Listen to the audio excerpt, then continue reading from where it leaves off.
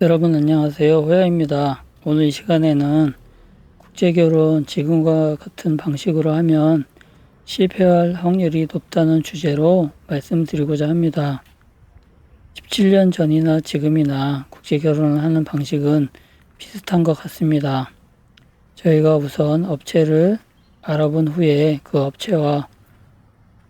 업체에 문의를 하게 되죠. 문의한 다음에 상담을 통해서 한 나라를 지정하게 되면은 그분들이 준비를 하고 저희들은 비행기 타고 그 나라에 가서 여러 여성분들을 만나보고 그 중에 마음에 드는 분과 이제 결혼을 하게 되는데, 결혼을 하고 나서 한 달 정도? 그 정도 이제 시간이 좀 걸리죠. 걸리고 나면 그분들이 이제 한국에 와서 본격적으로 결혼 생활을 하게 되는데요. 한국 내에서 이제 한국 사람을 결혼하면은 크게 연애 결혼하고 중매 결혼이 있잖아요. 연애 결혼 같은 경우에는 뭐 짧게는 몇 개월, 길게는 이제 뭐 10년 이상도 연애를 하는데, 그때 기간 동안에 상대방에 대해서 서로 알아가죠. 알아가면서 마음이 맞는다 그러면 결혼을 하는 것이고, 그리고 중매 같은 경우에는 기본적으로 이제 중매하시는 분이 상대방들에게 정보를 주죠. 예, 그 정보를 가지고 상대를 만나본 다음에 괜찮다 싶으면은 여러 번 만남을 통해서 확신을 갖게 되고, 그래서 이제 결혼을 하게 됩니다. 이게 이제 뭐 우리나라 이제 방식인데요. 국제 결혼은 좀 많이 다른 것 같더라고요.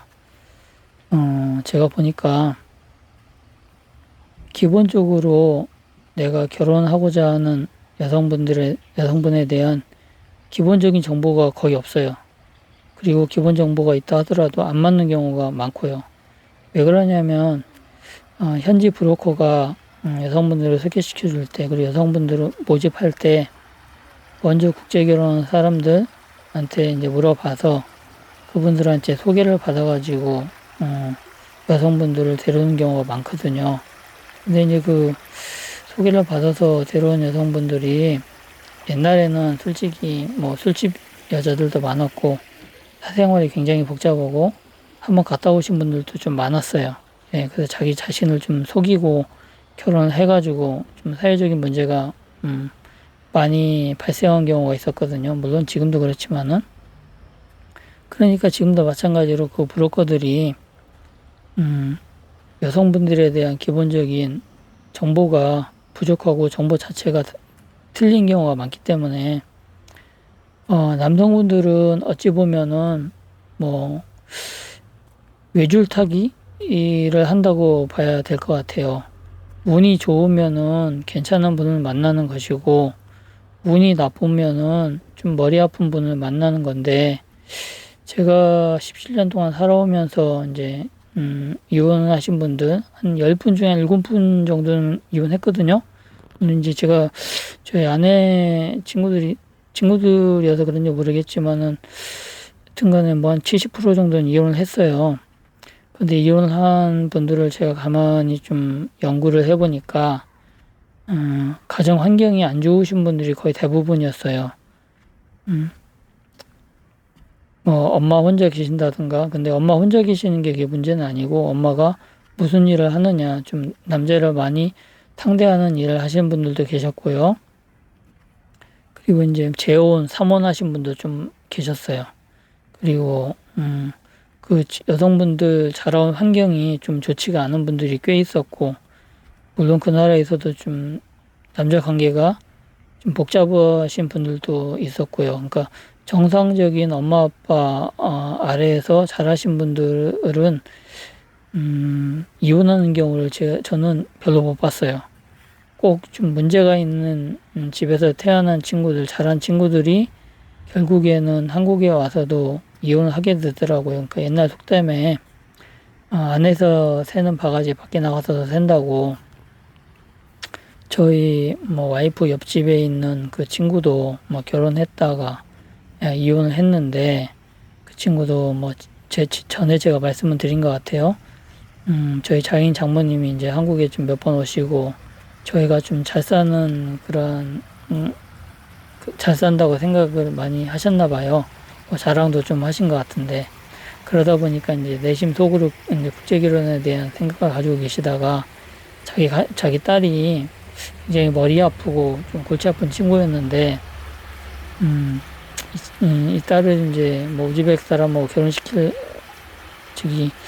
결혼시킬 그 자신은 없고 그러니까 이제 한국 사람을 결혼시켜야겠다 그래서 이제 한국 사람하고 결혼시킨 케이스거든요. 뭐 얼굴은 좀 이쁘장하니까 그렇게 이제 결혼시켰지만은 그 따님 자체가 뭐 한국 사람하고 결혼하면 내가 이제 정신 차리고 열심히 살아야겠다 그런 마음이 있는 게 아니라 그냥 엄마가 소개시켜 주니까 한국 가면 잘 산다니까 그런 그냥 그런 마음 가지고 한국에 왔기 때문에 뭐 살은 지 몇 개월 만에 뭐 짐 싸가지고 도망가서 뭐 제가 요즘 들리는 걸 보면은 다른 한국에 이제 불법 체류하고 있는 우즈벡 남자 만나서 결혼은 아니고 동거하면서 이제 뭐 임신을 했다는 얘기는 들었거든요.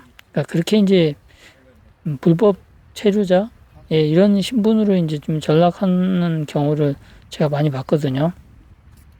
그리고 이제 이미 이혼하신 분들이 이제 뭐 영주권은 있는 경우도 있고 먼저 이제 짧게 결혼하신 분은 영주권도 없지만 뭐 몇 년 사신 분들은 대부분 영주권이 있어서 한국 왔다 갔다 하시는 분도 계시고 뭐 그런데요. 대부분은 우즈벡 사람하고 재혼을 하더라고요. 근데 이제 정상적인 우즈벡 사람은 아니고 대부분 한국에 이제 불법 체류하시는 분들하고 이제 결혼을 많이 했었고요. 그러니까 한국의 남편 입장에서는 돈은 돈대로 들고 그리고 이제 뭐 이혼이라는 크나큰 불행을 만나게 되는 건데 이게 예견됐다고 저는 생각을 합니다. 이제 와이프에 대해서 너무 사전 지식이 없었고 제 3자인 제가 보기에는 굉장히 위태위태한 상황이었는데 그렇다고 제가 뭐 그 분이 어떤 분인지 모르기 때문에 뭐 전달해 줄 수 없었던 것이고 근데 이제 제 불행하게도 그런 결과들이 계속 생기니까 참 제가 마음이 안 좋더라고요. 좀 살아보겠다고 좀 먼 나라 가서 아내 될 분을 데리고 왔는데 결과가 계속 이렇게 되니까 그래서 제가 보기에는 국제 결혼 하더라도 너무 성급하게 하지 마시고 주위에 국제 결혼 하신 분들 찾아가서 이야기도 들어보고 그냥 내 자신에 대해서 좀 얘기도 하고 내 정보를 또 전달해 드리고 그런 다음에 그분들의 이제 마음을 좀 사가지고 아내분들한테 얘기해서 우즈벡이나 뭐 다른 나라 그 나라에 괜찮은 분 계시면은 좀 소개 좀 시켜달라 그래서 한두 번 정도는 그 나라 가가지고 그 여성분을 만나보고 그래서 좀 얘기해보고 그래서 결혼하는 게 낫지 않나 생각합니다. 너무 성급하게 결혼하는 바람에 불행한 결과를 제가 너무 많이 봤거든요. 그래서 너무 안타까워서 제가 말씀을 드리는 거거든요. 그러니까 조금이라도 여성분에 대한 그 기본적인 정보를 아는 거는 여기 먼저 결혼하신 분들, 잘 사는 분들을 통해서 아는 게 제일 좋거든요. 그래야 이제 이제 성공할 수 있으니까. 그래서 제가 말씀드렸던 것이고요. 그러면은 시청해주셔서 감사드리고요. 그럼 다음 영상에서 다른 주제로 또 말씀드리도록 하겠습니다. 감사합니다.